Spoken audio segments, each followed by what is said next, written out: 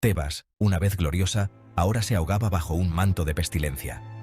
Las cosechas se marchitaban, las mujeres, estériles, los niños, nacían muertos. La ciudad, que antes resonaba con risas y festividades, ahora estaba sumida en un silencio sepulcral. Las calles, desiertas, eran testigos mudos de la tragedia que se cernía sobre sus habitantes. Un hedor a podredumbre impregnaba el aire. Los mercados, una vez llenos de vida, ahora estaban llenos de alimentos en descomposición. El aire, denso y pesado, era casi irrespirable. La muerte parecía acechar en cada esquina, y la esperanza se desvanecía con cada aliento. Los ciudadanos, desesperados, abarrotaban las escaleras del palacio.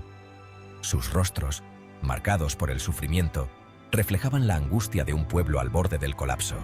Gritaban, lloraban, suplicaban por una solución, por un milagro que los salvara de su miseria. Le rogaban a su rey, Edipo, por la salvación. Edipo, el héroe que había derrotado a la Esfinge, era su última esperanza.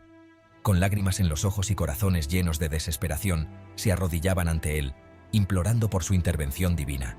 Él, que los había salvado de la Esfinge, debía salvarlos de nuevo. La responsabilidad pesaba sobre sus hombros, y la mirada de su pueblo lo seguía a cada paso. Sabía que no podía fallarles, no después de todo lo que habían pasado juntos. Edipo, agobiado por sus súplicas, juró acabar con su sufrimiento. Con determinación en sus ojos y una promesa en sus labios, se comprometió a encontrar la causa de la plaga y erradicarla de una vez por todas. No descansaría hasta devolver la paz a Tebas. Encontraría la fuente de la plaga. Buscaría en cada rincón, en cada sombra, hasta descubrir la verdad. Consultaría antiguos manuscritos, hablaría con sabios y exploraría las ruinas en busca de pistas. No dejaría piedra sin mover en su búsqueda de respuestas. Vengaría el asesinato de Layo, el antiguo rey. Sabía que la muerte de Layo estaba conectada con la plaga y que solo al encontrar al culpable podría liberar a su pueblo de su sufrimiento. La justicia debía prevalecer, y Edipo estaba dispuesto a hacer lo que fuera necesario para lograrlo. Poco sabía él que su búsqueda de la verdad destruiría su mundo. Cada paso que daba lo acercaba más a una revelación devastadora, una verdad que cambiaría su vida para siempre. La tragedia se cernía sobre él, y el destino tenía planes crueles para el rey de Tebas. La verdad, un cáliz envenenado. Al final de su búsqueda, Edipo descubriría que la verdad que tanto ansiaba era más amarga que cualquier veneno. La traición, el dolor y la desesperación lo aguardaban, y su mundo se desmoronaría ante sus propios ojos. Tiresias, te lo ordeno, revélame la fuente de esta plaga. Edipo, dudo en hablar, pero el asesino de Layo está entre nosotros. Él es la contaminación que envenena Tebas. ¿Qué? ¿Cómo te atreves? Creonte, traidor, conspiras contra mí. Edipo, te lo juro, estás equivocado, soy inocente, solo busco la verdad. Edipo, mi amor, cálmate. Los profetas pueden estar equivocados, no siempre hay que confiar en sus palabras. Edipo, déjame contarte la profecía que atormentaba a Layo. Estaba destinado a morir a manos de su propio hijo. Para evitar este destino, Layo abandonó a su hijo pequeño en la ladera de una montaña. Lo dejó morir, pero el destino, al parecer, tiene un retorcido sentido del humor. Edipo, en lugar de alivio, sintió un temblor de inquietud. Un recuerdo, reprimido durante mucho tiempo, se agitó en su interior. Recordó a un juerguista borracho que le acusaba de ser un bastardo.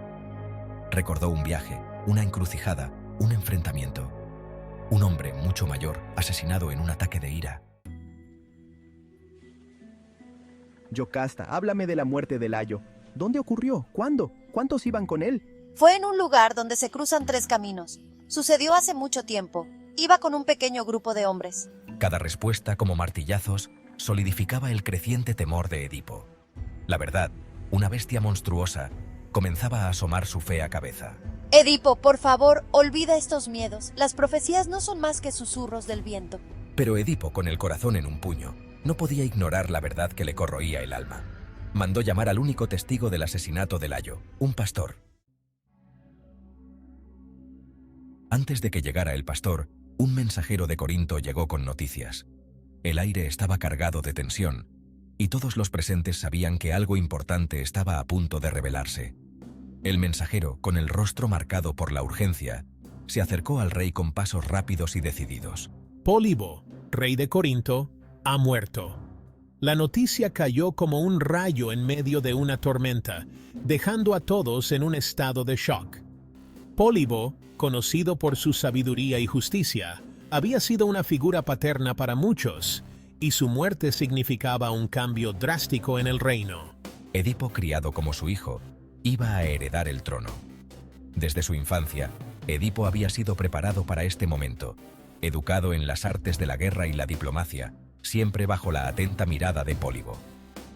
Ahora, el destino parecía haberle otorgado el poder que siempre había esperado. Esta noticia, que debería alegrarme, no hace más que alimentar mi creciente terror.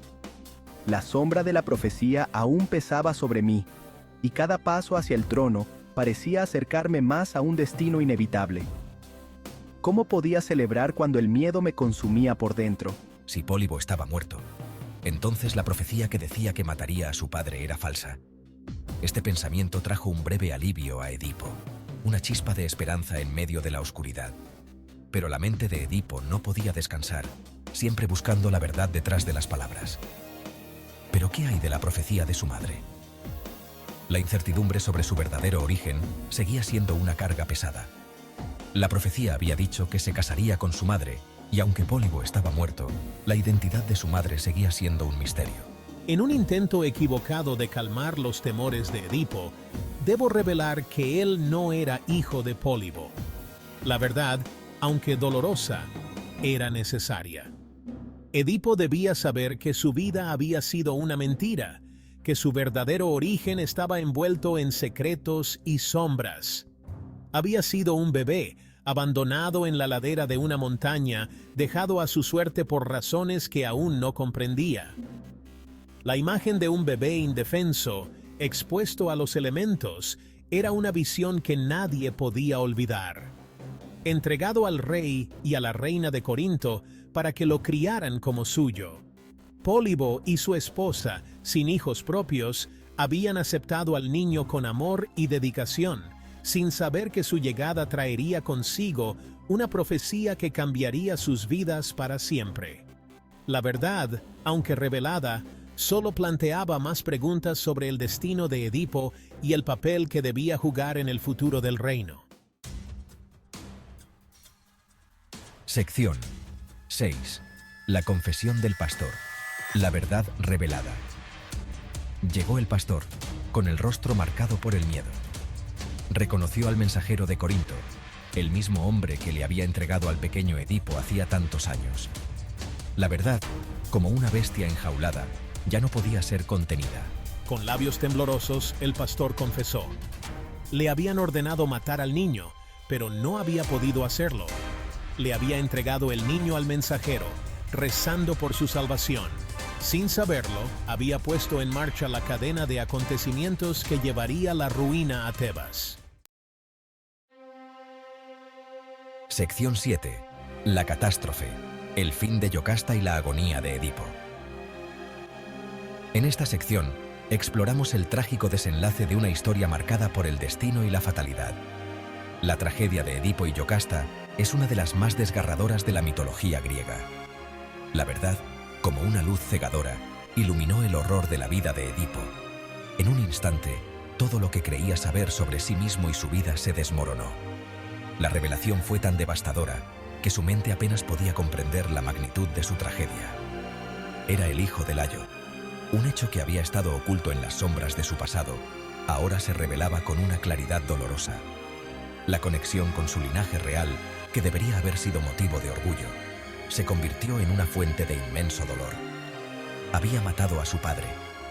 Sin saberlo, había cumplido la primera parte de la terrible profecía que había intentado evitar toda su vida. El acto de violencia que lo había llevado al trono ahora lo condenaba. Se había casado con su madre. El segundo acto de la profecía, aún más horrendo que el primero, se había cumplido. La mujer que amaba y con la que había compartido su vida era en realidad su propia madre. Él era la contaminación de Tebas. La ciudad que había jurado proteger y gobernar ahora sufría por su causa. La maldición que pesaba sobre él se extendía a todos los rincones de Tebas, sumiéndola en la desesperación. La profecía se había cumplido. Cada palabra del oráculo se había hecho realidad, y el destino que había intentado escapar lo había atrapado con una precisión cruel. No había escapatoria de la verdad. Su vida, una cruel burla. Todo lo que había logrado, todo lo que había construido, se desmoronaba ante sus ojos. La ironía de su existencia era una carga insoportable. Yocasta, incapaz de soportar el peso de la verdad, se quitó la vida. La revelación de su relación con Edipo fue demasiado para ella. En su desesperación, encontró la única salida que podía ver. Sus gritos, grabados en el alma de Edipo. El dolor de perder a Yocasta, combinado con la verdad de su origen, lo sumió en una agonía indescriptible. Sus gritos resonaban en los pasillos del palacio, un eco de su sufrimiento eterno. Su mundo, que antes era un tapiz de poder y amor, yacía en ruinas a sus pies. Todo lo que había conocido y amado estaba destruido. La grandeza de su reino se había convertido en polvo y escombros. Era el artífice de su propia destrucción. En su reflejo, veía al hombre que había causado tanto dolor y sufrimiento. La verdad de su existencia era una carga que tendría que llevar por el resto de sus días. Sección 8. El castigo de Edipo. Exilio y ceguera. Edipo, en su dolor y desesperación, tomó los broches de oro del manto de Yocasta y se los clavó en los ojos. No podía soportar ver el mundo que había contaminado. Eligió la ceguera antes que la insoportable verdad. Suplicó el exilio, un castigo apropiado para un rey que se había convertido en un monstruo. Vagaría por la tierra como testimonio de la caprichosa naturaleza del destino. Su historia, una advertencia para todos los que se atrevieran a desafiar a los dioses. Sección 9. Conclusión. Los ecos del destino. Edipo, antaño salvador de Tebas, cargaba ahora con el peso de su maldición. Su historia, un eco trágico de la condición humana. Todos estamos sujetos al destino. Nuestras vidas son un tapiz tejido por manos invisibles. La plaga de Tebas se levantó. El precio pagado con sangre y sufrimiento. El legado de Edipo, un duro recordatorio de que ni siquiera los reyes más grandes son inmunes a la cruel mano del destino. Su historia, una tragedia atemporal que resuena a través de los siglos.